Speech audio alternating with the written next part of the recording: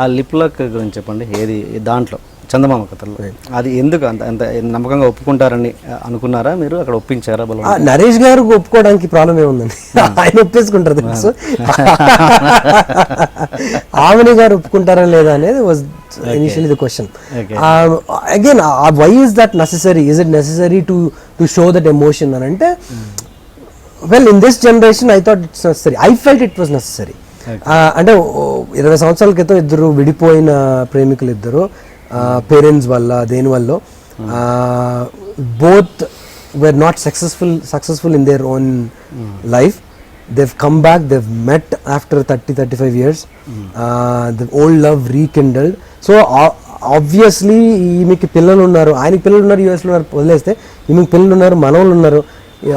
సొసైటీకి అగేన్స్ట్గా వెళ్ళేదే basically.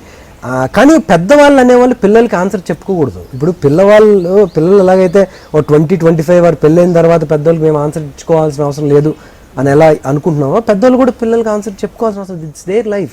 You know పిల్లలు పుట్టినప్పటి నుంచి వాళ్ళ గురించే పాటు పడతారు, వాళ్ళ గురించి పనులు చేస్తారు. వాళ్ళకు ఒక స్టేజ్ వచ్చి వాళ్ళు వెళ్ళిపోవాలి అని చూడాలి లెక్క ప్రకారం. వాళ్ళు వెళ్ళిపోయిన తర్వాత అగైన్ అప్పుడు they live their own life. So ఆ పాయింట్లో ఉన్నప్పుడు మన సొసైటీలో ఇట్స్ టాబూ. మదర్ అంటే everybody will imagine their mother in their role. అది తెలుసు స్టార్టింగ్ నుంచి అంటున్నా. అంటే 40 years ప్లస్ ఉన్న వాళ్ళు అందరూ అర్థం చేసుకుంటారు. ఈ 40 years తక్కువ ఉన్న వాళ్ళు ఆడవాళ్ళందరికీ అర్థం అవుతుంది. మగవాళ్ళకి వచ్చేసరికి they will imagine their mothers in and they will not accept this character. They that's what exactly happen అనమాట. అంటే that was necessary. Lip lock was necessary is what I thought. Because ఒక 55-year-old కపుల్ మధ్యలో ఎందుకు ఉండదు? Why can't they have a lip lock? It's an expression of love.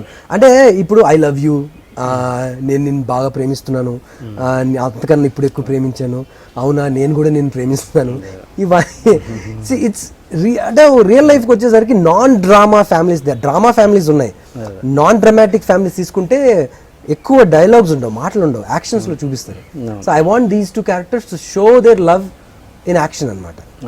Oh lip lock పెట్టడం వల్ల సినిమాకి audience వచ్చి చూసారు, సినిమా బాగుంది బాగాలేదని దాని మీద డిపెండ్ అవ్వదు కదా.